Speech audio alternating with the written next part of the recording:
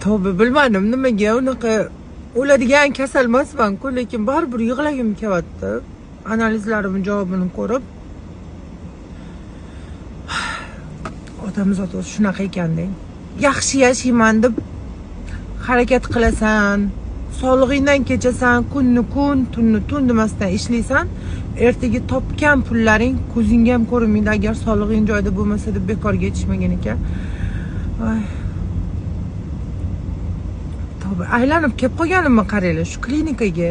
Meni bir reklamaga chaqirishmadi yoki bir kimdir bor cho'ta sani mazang yo'q deb jo'natgani yo'q-da. Shunaqa qilib qo'ydi-ku, Xudoning o'zi.